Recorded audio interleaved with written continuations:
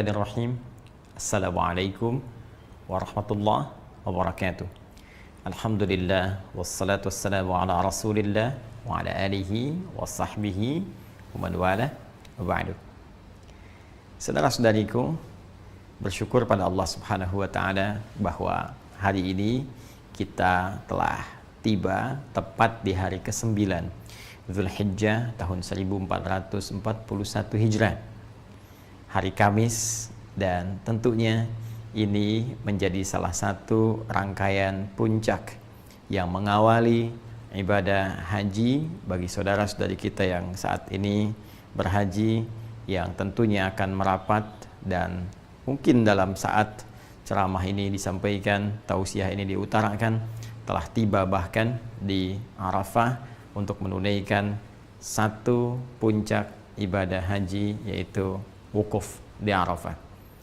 Bersamaan dengan itu, ada satu pula yang spesial, khususnya bagi kita yang belum menunaikan haji di tahun ini, yaitu untuk menunaikan satu ibadah dari satu rangkaian keutamaan bulan Zulhijjah yang diisyaratkan dalam Al-Quran surah 89 ayat 1 sampai dengan 3 itu, ataupun ditegaskan keutamaannya dalam hadis Nabi di Sahih Al-Bukhari riwayat Ibnu Abbas radhiyallahu taala anhuma, seperti pernah kami utarakan dalam edisi sebelumnya.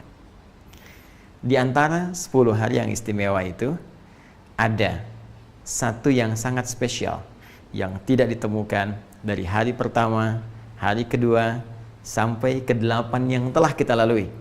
Tapi hari itu akan tiba tepat saat kita berada dalam program ini, saat kami sampaikan tausiah pada kesempatan kali ini, yaitu hari ke-9 di bulan Zulhijjah, yang langsung narasinya disampaikan oleh Nabi SAW yang mengandung banyak keistimewaan dan kemuliaan.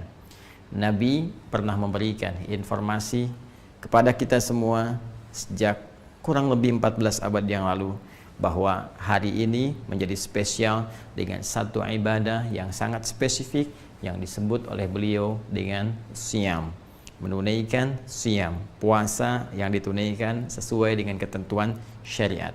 Beliau mengatakan, siyamu yaumi arafata anni ahtasibu ala Allahi ayyukaffira al-madiyah wal baqiyah.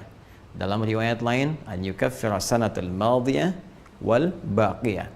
Sungguh puasa yang ditunaikan di hari yang bertepatan dengan momentum Arafah, aku berharap pahalanya di sisi Allah Subhanahu wa taala bisa menggugurkan dosa-dosa setahun berlalu dan menjaga dari perbuatan dosa setahun yang akan datang. Teman-teman sekalian, hari ini menjadi spesial dalam uraian hadis Nabi SAW karena tanggal 9 ini disebut oleh Rasulullah SAW bertepatan dengan momentum Arafah, saat para jemaah haji menunaikan prosesi wukuf sebagai rangkaian puncak haji yang ditunaikan dan menjadi inti dari penunaian ibadah haji dari sekian rukun yang harus kemudian diikuti. Di sini Nabi SAW memberikan arahan kepada kita. Dalam momentum ini, kita diminta oleh Rasulullah untuk menunaikan ibadah spesifik berupa siyam. Tidak main-main, pahalanya bisa menggugurkan dosa setahun berlalu, dan perhatikan baik-baik cara kita memahaminya, bisa menjaga dari perbuatan dosa setahun yang akan datang. Masya Allah. Artinya dalam konteks penunaian puasa ini, kita bukan sekedar diminta oleh Rasulullah puasa secara fisik, menjaga tidak makan, menjaga tidak minum, tidak berhubungan seksual. Lebih daripada itu, karena puasa ini potensinya dengan izin Allah bisa menggugurkan dosa setahun berlalu. Karena itu cara mengisinya akan lebih baik jika kita iringi dengan mengevaluasi kesalahan-kesalahan yang pernah diperbuat oleh kita dan berpotensi dosa setidaknya setahun ke belakang. Jadi seperti orang wukuf saat di Arafah, mereka merenung, berkontemplasi, merenungkan kesalahan-kesalahan, mengakui dosa-dosa, sehingga dengan pengakuan itu dan komitmen untuk meninggalkannya akan merubah pribadi mereka lebih baik setelah selesai menunaikan rangkaian ibadah haji. Pulang, meninggalkan segala keburukan, menanggalkan seluruhnya, dan bertransformasi menjadi manusia yang lebih mulia.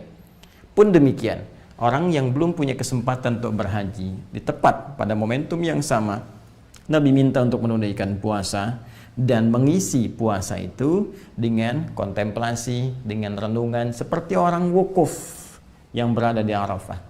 Maka dia ingat dosa-dosanya, hubungan dia dengan Allah, hubungan dia dengan makhluk, dengan orang tua, dengan istri, dengan suami, dengan anak-anak, dengan tetangga, demikian seterusnya.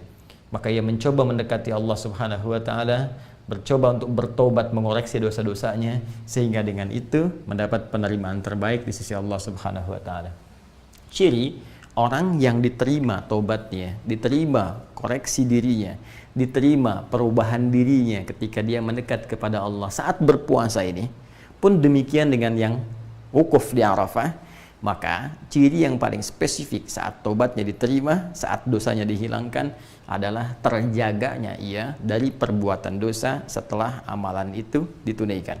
Karena itu Nabi memberikan isyarat Allah akan berkenan mengampuni dosa setahun yang akan datang. Maksudnya adalah dia akan terjaga dari perbuatan dosa, sehingga tidak mudah anggota fisiknya untuk mengarah pada perbuatan maksiat. Karena berhasil puasanya di hari ini, maka ada penjagaan dari seluruh anggota tubuhnya. Matanya tidak mudah melihat perbuatan maksiat, telinganya tidak mudah mendengar yang salah, demikian lisannya tidak mudah bertutur yang keliru sampai ke ujung kakinya. Ada penjagaan setidaknya selama setahun ke depan. Kalau dibiasakan, maka tiap tahun akan terjaga, dan transformasinya akan melahirkan nilai-nilai kebaikan pada setiap sifat dan sikap yang terbawa dari aktivitas manusia yang paripurna ini. Jika demikian, boleh jadi ada banyak orang yang berhasrat untuk menunaikan puasa di hari ini, tapi belum tentu berhasil menjalaninya jika sekedar hanya menahan lapar, haus, dan kebutuhan biologis atau seksual saja. Karena itu, isi hari ini dengan banyak berenung, banyak berkontemplasi, mengoreksi diri. Dan buktinya akan terlihat setelah kita melalui ibadah yang kita tunaikan sebagai puasa bertepatan dengan momentum Arafah di hari ini.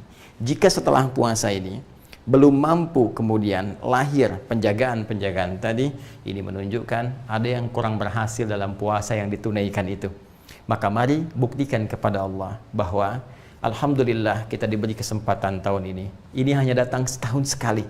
Ya, momentum perubahan, momentum taubat, momentum penerimaan hanya setahun sekali.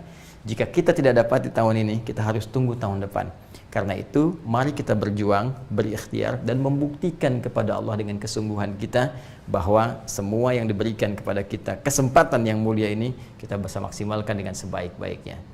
Yang terakhir, teman-teman sekalian, seperti orang yang wukuf di Arafah, punya potensi untuk banyak dikabulkan doanya. Karena itu, selain mereka beristighfar, mengoreksi diri, memperbaiki diri, juga semua orang wukuf seluruhnya 100% sudah otomatis akan memanjatkan doa kepada Allah, bermunajat dengan penuh kekhusyuan untuk memohon segala hajat kebaikan dunia dan akhirat.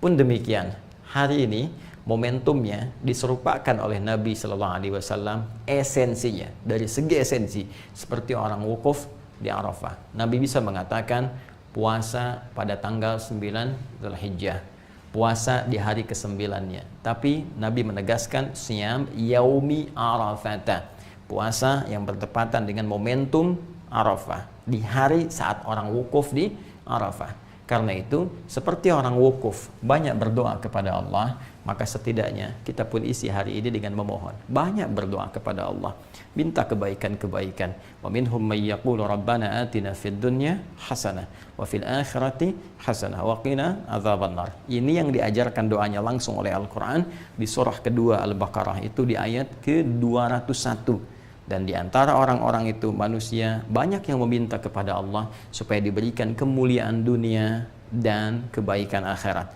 Maka mohonlah kepada Allah segala kemuliaan-kemuliaan di dunia ini, supaya mata kita menatap yang mulia, sehingga kaki kita, supaya harta kita diberikan kemudian keberkahan oleh Allah, supaya pekerjaan kita dimudahkan tapi yang bermanfaat untuk akhirat kita, melipat gandakan pahala-pahala kita. Isi banyak dengan doa. Kalau ingin lebih spesifik misalnya, kapan orang wukuf di Arafah?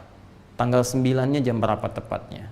Pasti setelah matahari tergelincir, masuk waktu zuhur, mereka melakukan sholat, jamak dengan asarnya. Setelah itu banyak beristighfar, berdoa.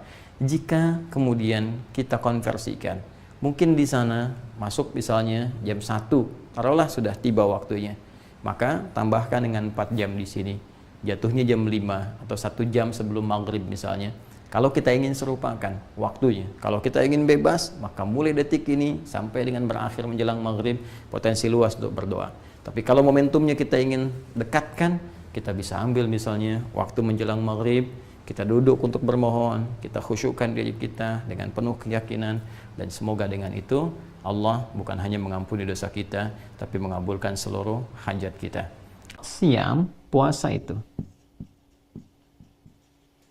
Yaumi Arafata, yang dilakukan ya pada, nah ini waktunya. Jadi di sini dzaraf menunjukkan kepada waktu. Ada yang memahami Yaumi Arafah tepat saat orang berwukuf, waktunya orang wukuf di Arafah. Ada yang memahami di penanggalan yang sama dengan orang wukuf. Jadi kalau sana tanggal 9, tempat lain tanggal 9, walaupun berbeda momentumnya, di sana wukuf, di sini misalnya belum nyampe, maka sama-sama ketika dipahami tanggal 9, ya, itu dimaksudkan pada harinya, tanggal 9 Dzulhijjahnya.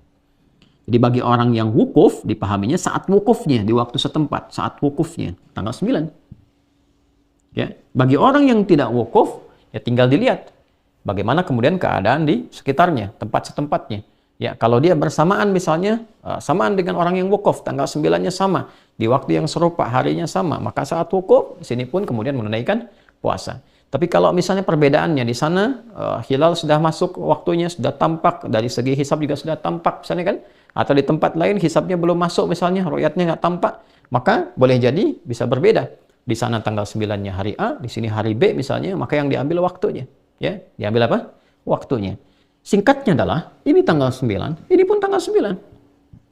Tuh. Di puasa yang ditunaikan, pada tanggal 9 Dzulhijjah itu, di saat orang-orang yang wukuf di Arafah, siyamu yaumi Arafah, di hari orang-orang saat wukuf di Arafah. Ya kan? Tanggal berapa? Tanggal 9. Ketika di tempat lain didapatkan tanggal 9, di tanggal 9 Dzulhijjah, di sana wukuf, sini puasa. Itu yang dimaksudkan. Jadi yang di sana sedang berwukuf, di sini puasa. Nah, ini bukan puasa biasa. Tidak sama dengan puasa biasa. Ya, puasa-puasa baik dari segi waktunya, pun dari segi penekanan amalannya. Saya ulang ya. Baik dari segi waktunya, spesifik tanggal 9 Dzulhijjah, atau dari segi penekanan amalannya. Baik ya? Jika kita masuk ke bulan Ramadan misalnya, apa yang ditekankan di bulan Ramadan? Ya, mendekati Allah Subhanahu wa taala lewat peningkatan amal saleh, kan? Menahan nafsu, mengondisikan jiwa, kemudian tingkatkan ibadah kita siang dan malam dan seterusnya. Yang ini spesifik, teman-teman. Ada tafsirnya langsung dari Nabi sallallahu alaihi wasallam. Apa tafsiran dari Nabi? Perhatikan kalimatnya. Anni ahtasibu 'ala Allah Subhanahu wa taala. Sungguh aku berharap pada Allah Subhanahu wa taala, di antara pahala dari puasa ini adalah yukaffiru sanatil lati qablahu atau ba'daha, di riwayat Muslim ya. Dan juga di At-Tirmidzi, wa sanatil lati qablaha. Jadi aku berharap bisa menggugurkan dosa-dosa setahun. Ya. Gugur dosa setahun yang akan datang, oke, dan setahun yang telah berlalu.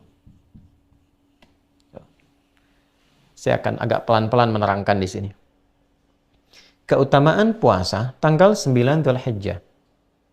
Bila orang berhaji, dia berwukuf di sana. Orang yang tidak berhaji, dia berpuasa.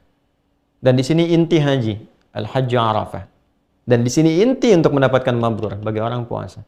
Kata Nabi, orang-orang yang berpuasa di tanggal 9 Dzulhijjah ini, ya kan? Aku sangat berharap kepada Allah untuk memberikan pahalanya, keutamaannya, ya kan? Selain pahala yang Allah berikan berupa nilai-nilai kebaikan, keutamaannya apa? Ya, yukaffiru sanatil lati ba'daha wa sanatil lati qablaha. Atau kama qala Rasulullah sallallahu alaihi wasallam, bisa menggugurkan, menghapuskan dosa-dosa setahun yang akan datang. Nah, ini bagaimana memahaminya nih? Ya? Dan setahun yang berlalu. Ini mungkin kita bisa pahami nih. Kan? Dengan tidak lebih sulit dibandingkan dengan yang pertama nih. Memahami setahun yang akan datang itu bagaimana? Nah, jangan keliru memahami bahwa kalau sudah puasa tanggal 9 Dzulhijjah itu bebas dari dosa setahun. Ini bahaya. Kan? Bahaya kalau pemahamannya begitu. Ntar orang korupsi dianggap biasa saja karena udah bebas dari dosa. Ya kan? Nyuri sendal bahkan di masjid dianggap biasa. Karena apa? Karena merasa sudah diampuni dosa. Bukan itu yang dimaksudkan. Yang dimaksudkan adalah, perhatikan baik-baik, orang yang puasa di tanggal 9, dia memusatkan amalan untuk introspeksi. Muhasabah.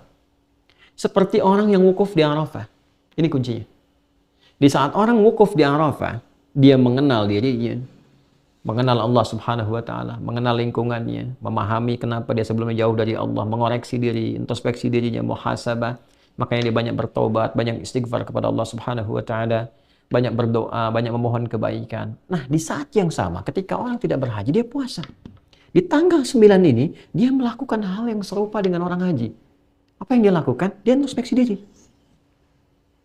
Dia bermuhasabah, dia merenung. Ya. Walaupun dia tidak wukuf seperti orang haji. Ya, tapi di tempatnya saat dia menunaikan puasa itu dia mengoreksi dirinya, mengevaluasi dirinya. Apa perjalanan setahun ke belakang minimal yang bisa direview? Hubungan dia dengan Allah misalnya yang kurang, dia bermunajat, kurang mendekat kepada Allah, kurang rakaat dalam salat, tuntutan dunia banyak, tapi bekal akhirat sedikit.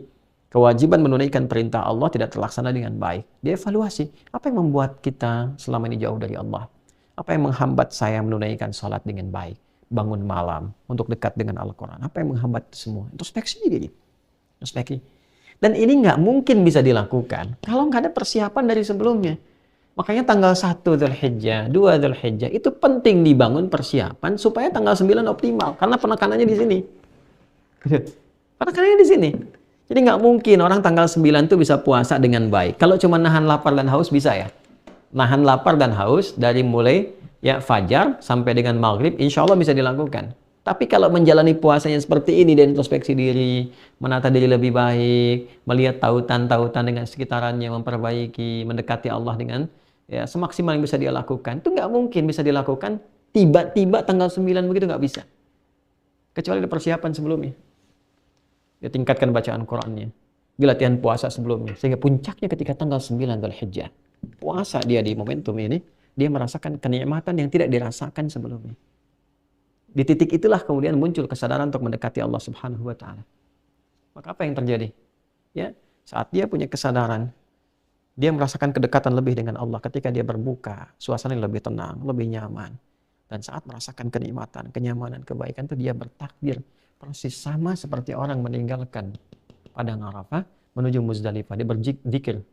Ya, berzikir. فَإِذَا أَفَضْتُم مِّنْ عَرَفَاتٍ فَاذْكُرُوا اللَّهَ عِندَ الْمَشْعَرِ الْحَرَامِ. Kalau kamu sudah selesai di Arafah, kata Allah, ya, coba dicek di Quran surah Al-Baqarah, ya, dari ayat 198 sampai 199 itu. 198-nya, ya, laisa 'alaikum junahun an tabtaghu fadlan min rabbikum fa idza afadtum min arafatin fadhkurullaha 'indal masy'aril haram. Kalau kamu telah selesai di Arafah, segera bergegas ke Masy'aril Haram, ke Muzdalifah sambil berzikir. Dia bertakbir, dia bertasbih, dia bertahmid. Sama persis. Kenapa dia berzikir? Memuji Allah karena dia sudah merasakan kedekatan yang sebelumnya belum terbangun dengan Allah Subhanahu wa taala. Sama persis. Orang kalau sudah selesai, dia puasa, dia bermuhasabah, dia menangisi dirinya, bertobat, ingin jauh lebih baik dari sebelumnya. Tiba-tiba merasakan perubahan pada diri, dia bertakbir.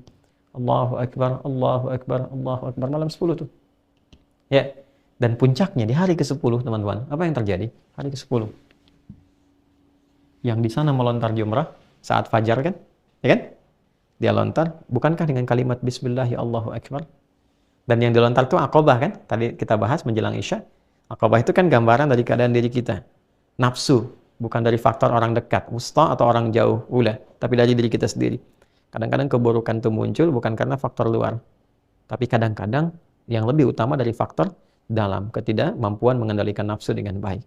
Nah, nafsu ini yang dilontari, sifat-sifat buruk dalam nafsu. Oh, ini yang kurang bagusnya. Oh, ini yang sifat-sifat yang tidak baiknya, lontar. Dan ketika akan melontar, Bismillahirrahmanirrahim, Sehingga dengan lontaran itu kita merasakan perubahan pada diri pribadi. Setelah itu menghadap ke arah kiblat, kita bacakan inni wajjahtu wajhiya lilladzi fataras samawati wal arda hanifan musliman wa ana minal musyrikin. Ya Allah, aku menghadap pada dirimu, menghadapkan diriku sepenuhnya ya Allah. Aku bertawakal, pasrah pada Engkau penguasa langit dan bumi. Inna salati wa nusuki wa mahya wa mamati lillahi rabbil alamin. Kalau selama ini aku salat ya Allah, ya, dan saya bermanasik sampai sekarang saya datang, ya kan? Saya hidup selama ini, bahkan saya wafat sekarang pun saya pasrah. Sekarang saya menyadari hakikat kehidupan saya pasrah kepadamu. La syarikalah wa bidzalika umirtu wa ana minal muslimin. Saya berjanji tidak akan pernah melanggar ketentuanmu, apalagi berbuat musyrik. Sejak saat ini saya akan berjanji mematuhi dirimu ya Allah, mematuhi segala perintahmu, taat kepadamu. Dengan itulah kemudian besok kita bisa bertakbir, dan takbir adalah lambang keberhasilan kita untuk bisa mendekatkan diri kepada Allah. Karena itulah di Quran surah kedua Al-Baqarah di akhir ayat 185, ketika kita menutup perjuangan kita untuk mendekat kepada Allah saat Ramadan, kita bertakbir, walitukabbirullaha ala ma hadakum wa la'allakum tashkurun, supaya engkau banyak bertakbir karena Allah telah berikan petunjuk kepadamu. Mari kita buktikan, kita berhasil, kita mendapat petunjuk, kita berubah, kita menjadi lebih baik dalam pandangan Allah, supaya besok kita bisa beridul adha dan bertakbir dengan penuh kebahagiaan, kebanggaan sebelum pulang menghadap Allah Subhanahu wa taala. Saya Adi Hidayat pun demikian harus memberikan contoh pertama dari apa yang saya sampaikan ini. Maka saya bermohon maaf kepada saudara-saudariku dimanapun Anda berada atas setiap sifat, sikap, tutur, perbuatan yang sudah pasti akan terjadi banyak kekeliruan, kesalahan dari apa yang pernah saya perbuat.